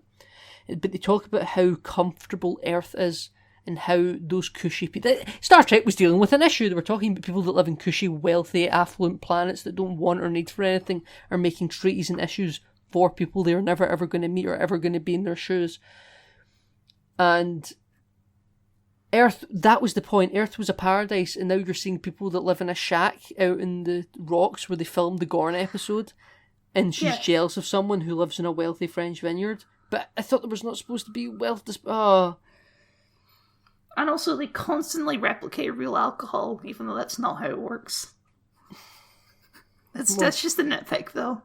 Rios can choose. When we reviewed Doctor Who, right, we went through it episode by episode, because you can do that, because it's an episodic show. Yeah. This show, because it's because it's one story, I'm finding it really hard to do that. To try and do it linearly, because my thoughts are just all over the place. It's absolutely impossible. Because you're talking about Rios, and that just reminded me of the holograms. Yeah. And how the show does a terrible job of differentiating holograms from androids and synthetic life. It just doesn't. Why are they different? Why are the holograms not banned? Could you explain that to me? Holograms have pre-programming in them. Like, they're limited. Like, a holodeck character, can't understand that they're a holodeck character. See, you've explained that more than the show does. Yeah, I know, I'm just... The holograms on Rios' ship are just part of the crew. They know they're holograms. Yes, like Vic Fontaine. Right. They've got They've got the navigation one and the fake Scottish one and the Russian one, and they all know they're holograms and they all work as part of the crew and they all have personalities. And why aren't these holograms, banned? Because they're... you know what, I bet if they were to ever revisit this, they would say, oh, they were banned and Rios is just a rebel. No, because that's they have the hologram in the archive in the first episode. That's like a holodeck one that's like it's limited. It's like more like a virtual intelligence and not an artificial intelligence. It can be used for rudimentary looking through the archives, but it can't ask you what it can't generally create a rapport with you. Because it was quite cybery. But screw it, I'm just gonna quick fire random issues, right?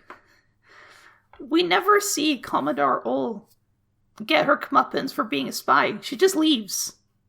So I've heard that criticism as well. I'm going to say they probably weren't in a position to do much about it. Remember that Vulcan ambassador in TNG that turned out to be a Romulan spy? And they saw her on the bridge after thinking she was dead as a Romulan commander, and they just kind of couldn't do anything. I don't remember that, actually. Right, there was an episode of TNG where they have this they have this Vulcan ambassador. And apparently she's going to Romulus to try and negotiate a peace talk or something. And they meet a Romulan warbird in the neutral zone. And apparently she dies in a transporter accident or something, or food poisoning that might be an assassination. We're not sure. And they think she's dead, and then they start to kind of investigate it. And they hail the Romulan ship. And she's there on the Romulan ship, not dead, and in Romulan attire. It turns out she's been a Romulan spy for 20 or 30 years. And she's just got away with lots and lots of valuable information. And the TNG crew hate it. But there's nothing they can really do about it because there's 2 Romulan warbirds outside. And they have to just let her go. And that's the end of the episode, I think, roughly. They don't get her back. And I can see that being similar. However, this is done worse, and I'll tell you why. In that episode, they're outmanned and outgunned. Mm-hmm. And Picard, apparently, they're with the roughest, toughest ship Starfleet's ever put into service, and there's 200 of them. And O runs away because she can't take them. So apparently Riker could take them and get her back. Unlike in TNG, where they couldn't. Another quick fire. Every single thing to do with evil Romulan sister. She's absolutely the worst character. Maybe Commodore O is worse, but she's terrible as a villain. Romulan and just as a sister's character. Worse. Romulan sister's worse. So, when we first meet her, she's in disguise at Starfleet. For no reason. That's never a part of the show. She could have just hologrammed her, been exhaled. Could have just called her. Could have just to take on the comm badge and talk to her. Yeah. She kills off all of the Borg drones by shooting them into space. Why a Borg cube has an airlock quite like that? It looks to me like it takes up an entire side of the ship. I don't know. Several sides of the ship, because she blasts out every single inactive Borg drone. An entire edge of the ship opens up. Like thousands of Borg drones shoot out of that ship. And they can survive in space. 7 of 9 screams, "No!" In a Borg voice. And then she kills 2 Romulan guards. And that's all she does when she plugs into the Borg cube. And when evil sister runs away, she stays on the cube. And she doesn't do anything for 3 hours until Narek finds her. She has a magic transporter that transports her away whenever she's in danger. She just does. I don't know what they were thinking. It's the same with the people transporting away in the nightclub. I pointed this out in my video with a little text bubble. This show doesn't understand how transporters work. People just, think to transport away, and they're transported away. That doesn't make any sense. Maybe it's a safety feature of the nightclub where it transports people away if a shooter comes in. Okay, but she gets several times. Elnor throws a knife at her and she transports away. There's another scene where she transports away when all the XBs are rugby tackling her. I should know. I think I agree with you. Stupid. I'm just trying to. How would someone defend this? And secondly, all the Romulans are evacuating this now functioning Borg cube, which is in Romulan space, and they're just leaving it be. With an enemy of Romulus on it. They're just leaving it there. Or the crashed one on the android planet at the end? No! When Seven of Nine is taking over the Borg cube and all the Romulans are getting on their fleet to go and find Picard, they just leave an active Borg cube Oh, right. Yes, in Romulan space. Yes. Now, thank God it works out well for them, but that was a terrible and dumb idea. Yes, that cube could have easily turned around.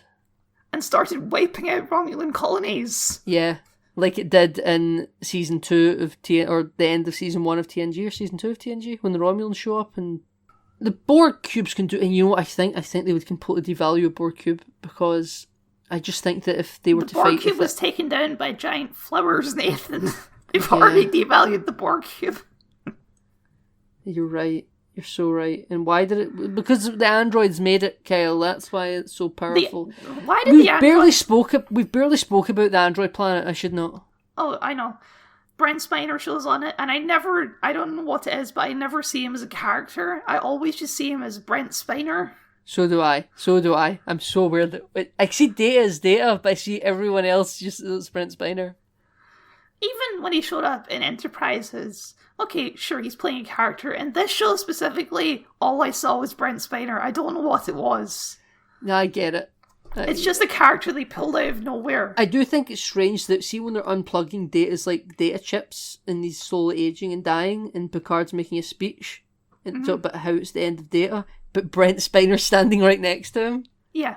It was, like, I can intellectually connect that isn't Data, that's the actor who plays Data playing another character, but it's just so surreal. Everything to do with Golden Soji was garbage, awful. Would you agree with that? Yeah. So she's introduced and she's studied Vulcans, and so she learned how to do a mind meld, and people have defended this scene by saying things like, well, first off, they pointed out that Spock did a mind meld with V'ger or with Nomad, right? But it's still the Vulcan doing the meld. Okay, so second defense is you could theoretically program an android or install hardware that would let them do a mind meld. Be telepathic. And I agree with that, but that's not what the show says. The show says she learned it. God. That implies humans can learn it. Romulans. Yes. Klingons can do a mind meld. Sure. You can just learn how to do it. It's ridiculous. Okay, so second, her plan was, so she stabs her own sister in the eye, because eye fetish, and lets Narek escape. Even though she could have just, like, pretended to let him escape and then killed him, so that he wouldn't interfere with her plans. Yes. So, and she also leaves the body there, knowing full well that Brent Spiner could probably get the memory out of it. This android is an idiot, is what I'm saying. So she learns about the Reapers through the mind meld, right? Yeah. And immediately decides, cool, let's genocide everyone. And let's build a beacon. She convinces all the androids that this is a good idea. And then Brent Spiner discovers that she's the one who stabbed the sister. So he takes her aside and deactivates her and doesn't tell any of the other androids that she was manipulating them. Can I note for a second, see when they'll show up to try and stop Soji from building the beacon or something, and like they're punching androids left and right? They're androids. They're androids, they should be fine. Remember when Worf punched Data? And broke his hand?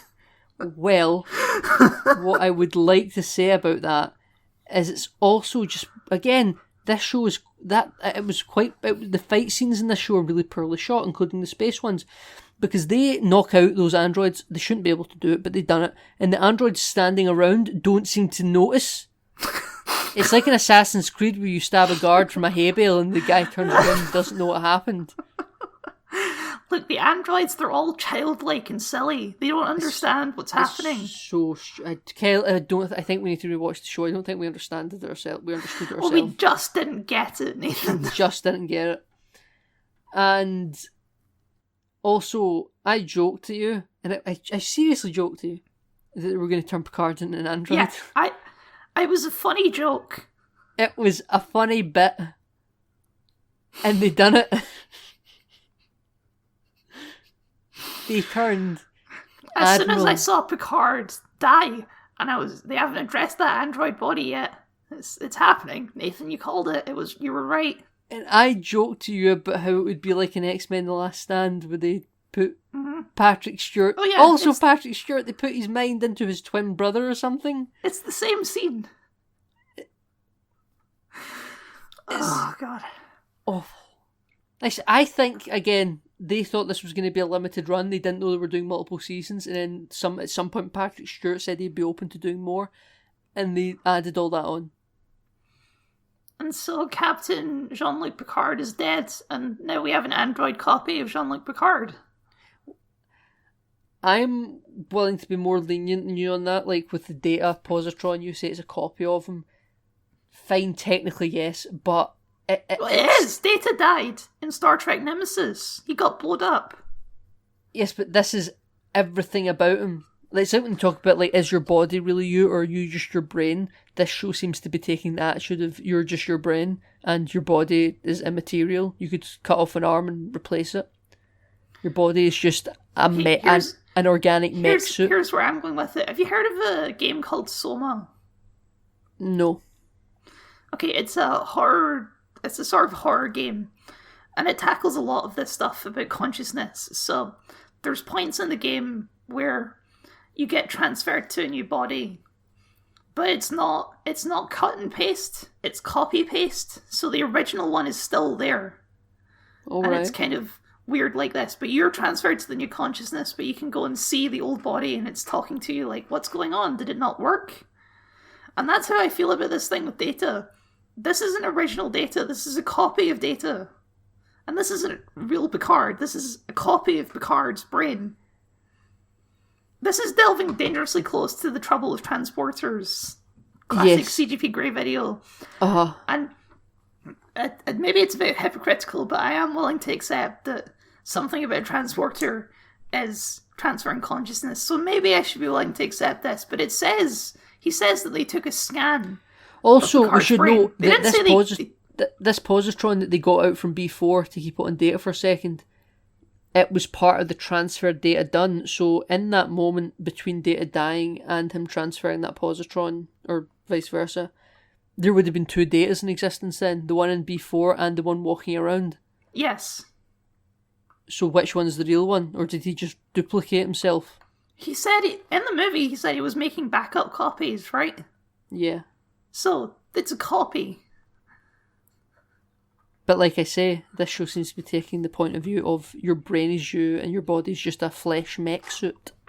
Like you said, what is the moral? Way at the back of the start of this video podcast, whatever. They seemed so intent on making sure that aromatic syndrome, that they never called aromatic syndrome, was part of this plot. I don't know why. They didn't need to kill him. I'm sure. This is why I think that they thought this was a limited series and he would die at the end, and Patrick Stewart agreed to come back. They never referred to aromatic syndrome as aromatic syndrome, yet it was still his brain condition that killed him.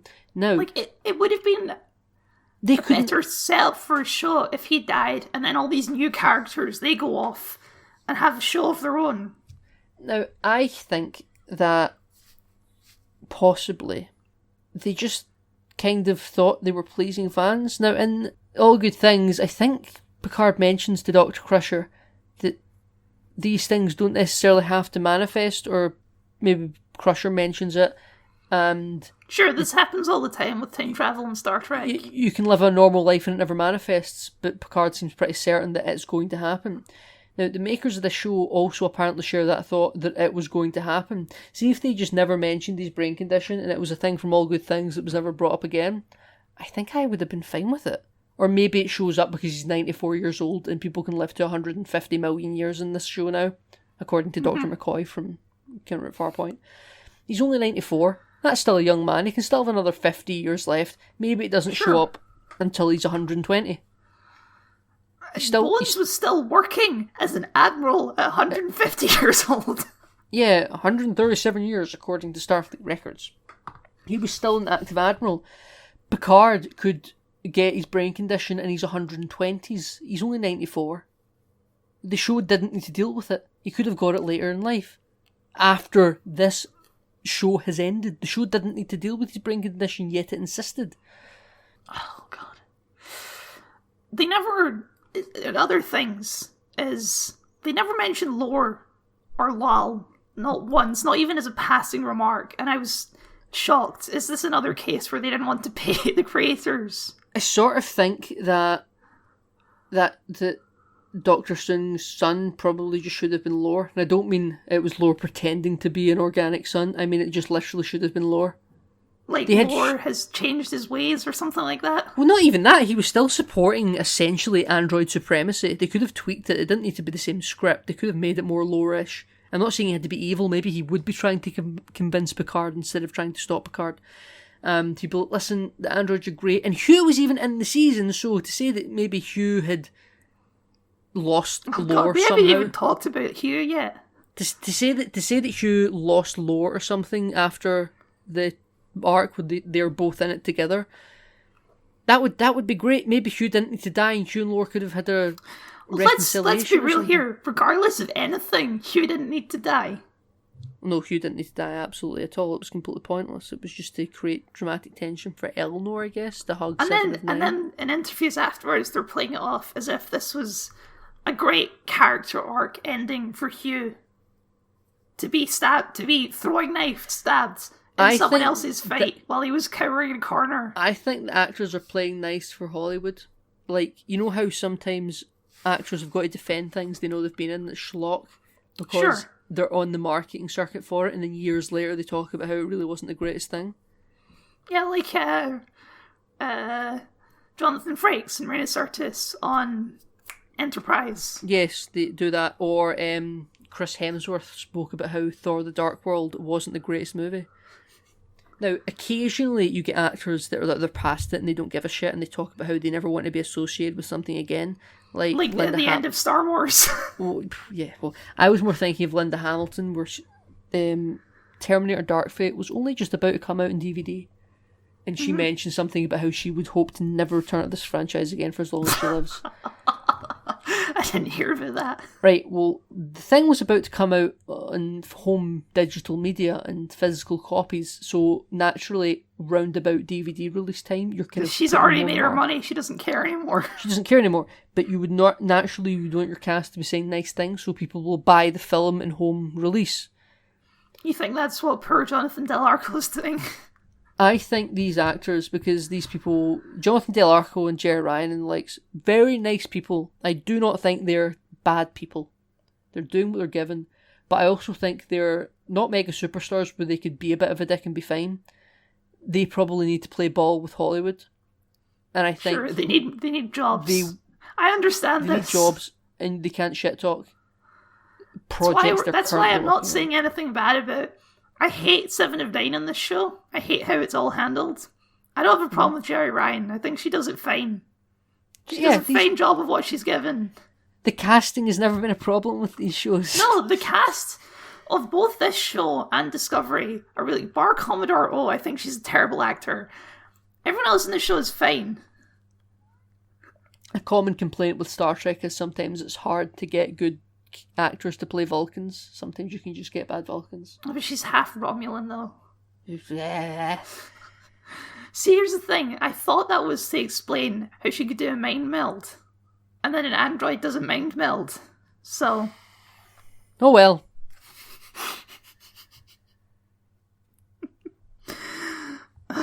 Reiterate this again. Fans of Picard, tell us why you're fans, and also address the points we make. At least I think I have addressed, and I've done it on social media, and I've done it on this episode today. I have addressed the reasons you support it, and I've tried to give you credence. I'm not insulting you, I'm insulting the show. Why do you like this show?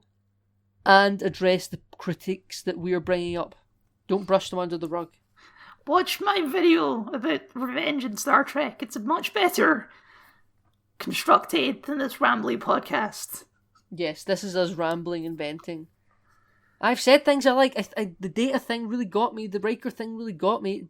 It wasn't earned in either instance, but I felt the emotions, and I kind of think that might be a lot of people with this show. They're not really thinking about the structure of a show. they're probably not that fussy as consumers either. That's slightly insulting, and I apologise if you are quite picky and this you do like the show. I apologise for that. That is quite condescending. But I wonder how much people think about the show structure, and if the unearned emotional resonance in that I'm feeling is what other people are feeling as well, but they don't care that it isn't earned. They felt something, so that's good enough. I'm guessing... I can say I felt something, but I'm also going to admit that it isn't earned. I'm guessing people also just feel it more for the other scenes, which don't get you. Like the scene of 7 of 9 talking to Eleanor about committing suicide. That was probably a really powerful scene. Or was supposed to be. And if that worked for people, then I would get it. But it's bad, and I don't understand how people could get it. Someone will have a story about how they've struggled with suicide before, and they'll say, well, that just really spoke to me. And I don't want to get too grim. If it spoke to you, I'm happy you're still here for it to have spoken to you. But, really? It was... Look, I've struggled with depression before, right? Yes. It's just not a good example of it. Portrayal. No. It's one scene, and suicide shows up a surprising amount in the show. Yes.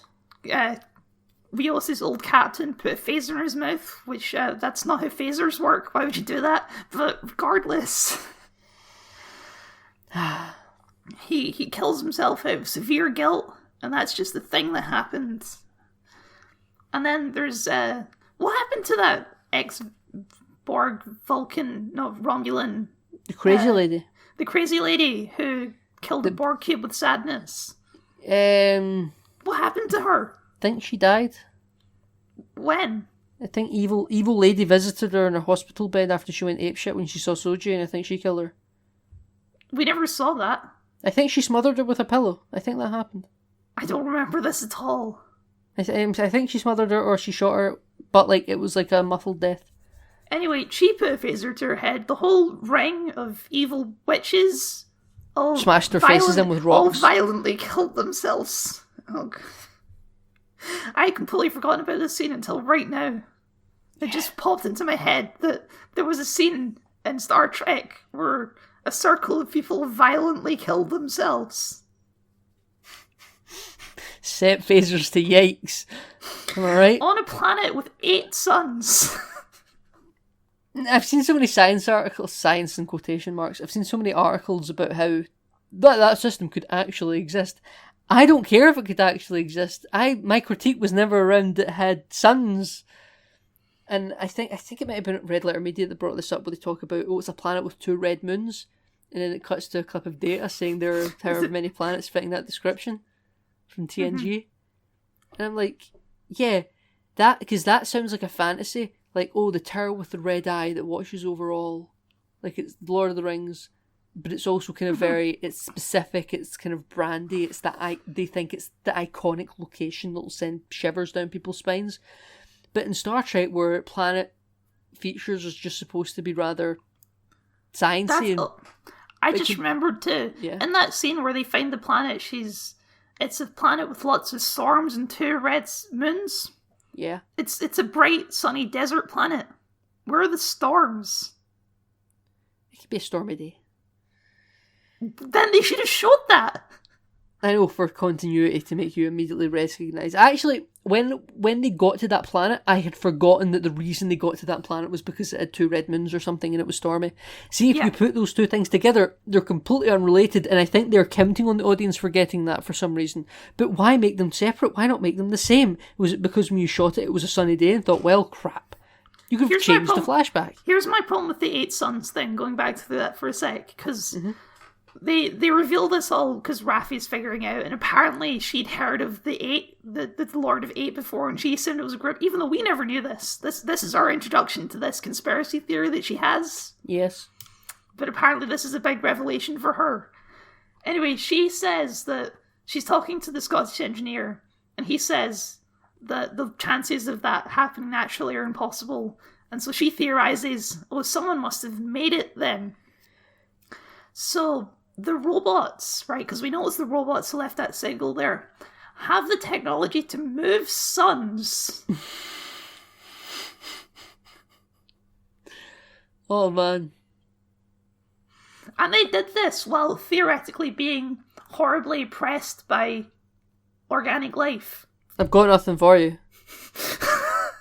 That's a thing that happened in the show. I've got nothing for you. Like, I don't mind in this show. Fine, cosmic phenomena happens and you've got a system with 8 suns and now people try to defend it. Fine, I don't care. I didn't really need people to defend it. It was whatever. But the idea that androids done that, or was it some ancient civilization that done it? I can't remember. It was the Reapers that did it. The Reapers done it. And when did they Reapers, do it? aka the stock footage for $50. And when did they do it? Thousands of years ago. Right. See, you know what? You know the best way to give your warning to or not your warning. It was their signal that was to say, "Hey, if you're an android and you're being oppressed, call 0800 and we'll come running to help." It's like the fucking Ghostbusters. Yes. So that's what it is. And the best way to tell androids that you're out there and ready to help is to move 8 suns into the system and leave a ring of electricity. It's not to have a radio frequency or something like that. And even then, why is it Romulans that are using it and not androids? Because Romulans just found it, right? Because how are androids supposed to know that that's where they're supposed to go? It doesn't make any sense. Doesn't make any sense. If we go to Mass Effect for a second, the Prothean beacons, right? The warning about the Reapers. Yes. The reason that those were so muddled and non-understandable is because the Protheans, they all communicated through telepathy, and this was just talking to them. This was just a radio warning, and they didn't understand that civilizations afterwards wouldn't use telepathy. Because that's just what they did, it was obvious. It'd be like if we left a video and the next race didn't have eyes. And it's just obvious to us that they would, but there's no guarantee of that. Right. That's a really interesting sci-fi explanation, right? Yes. And this show, because it looks cool, I guess, to have the camera fly through 8 suns. Apparently, it's cosmic in its space and it's Star Trek. Apparently, the Romulans have used this as their vision of the apocalypse. This is their Ragnarok, right? They say that in the show. Yes. And so Narek is explaining this to them, that they're going to destroy everything. Even though by that point in the show, we already know that they're misunderstanding the message. We already know that in the show when he explains this. Right. But they believe him anyway, and they go and stop the androids. What happens to Narek in this show again? Fuck knows. Nothing. He disappears. He runs away. I thought he was being their chum. He didn't go in their crew at the end, but... He was helping them stop Soji, and then after that scene, we never see him again. Do we not? Nope. Wow. He's on that planet with the androids now, I guess. We never even got him to go back to the vineyard to see his housekeepers. Nope. What happened to all those ex-Borgs?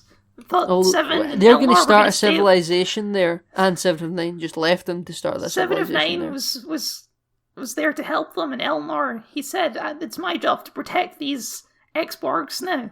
This is a noble cause. But he just left. I don't like the La Sirena, and I think I like the idea of that style of ship, the Normandy ship with the flight deck and only a couple of decks and the crew's quite small. I get it. But I want them all in uniform, and I hope that somehow now they're on good terms with Starfleet, they all get reinstated. No, it's not edgy enough to have them in uniform. They have to be in leather jackets. Okay, they've all got comm badges now. They've got, Picard's little pin. Yeah, his little comm pin. Yeah, they're all wearing it. Yeah. 7 of 9's wearing it, everyone's wearing it. That's now going to be their communicator badge of that ship. They think they're like a ragtag Fenris Rangers, I guess. I guess. I remember, we never met any Fenris Rangers besides 7. We didn't. We heard a lot about them. We never saw them.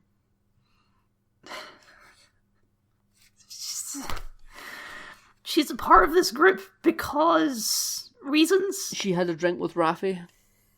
And then they held hands, and they're in love now. I mean, I think season 2 might go into it. Nathan, they're in love now. They've literally never spoken before. They're in love now. It just occurred to me they'd never spoken before. I think they were in the same scene once or twice. Yeah. They played the game of Vulcan Calto over some beers, and they held hands. And they're in love now. Because apparently, secretly, the whole time, Raffi was bi. I mean, fine, I don't care. But it's not established. They think it's again, with the writers, they know these characters in depth. She has a son. She has a son. She thinks she's going to be a grandmother soon. Yeah. Well, her son has a Romulan wife, which seems like it would be a sort of a thing of like these cultures, they're blending, but they don't go into that at all. It's just a minor side detail. And 7, I guess she's got no one. Apparently, Chakotay didn't work out. Nope, Chakotay didn't work out. She's fallen out with Janeway, who was basically her mother figure. We're attributing that. We don't know that. We can assume Chakotay didn't work out because of what we've seen visually. Chakotay is dead, actually. When they got back, they executed him for being a Maquis. They ripped his eye out because they wanted his tattoo.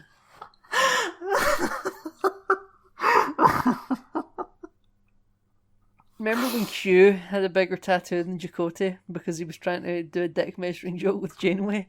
Mm-hmm. You like it? Because mine's bigger. That was a fun episode. That was a good bit. She's not friends with Tuvok anymore. She hates Harry Kim. She hates Harry Kim. She doesn't call Neelix anymore for their weekly game of Kadiskat. She's all alone. She might as well just kill herself because she's an XB and no one likes XBs. I'm thinking of getting my tattoo removed, Kyle.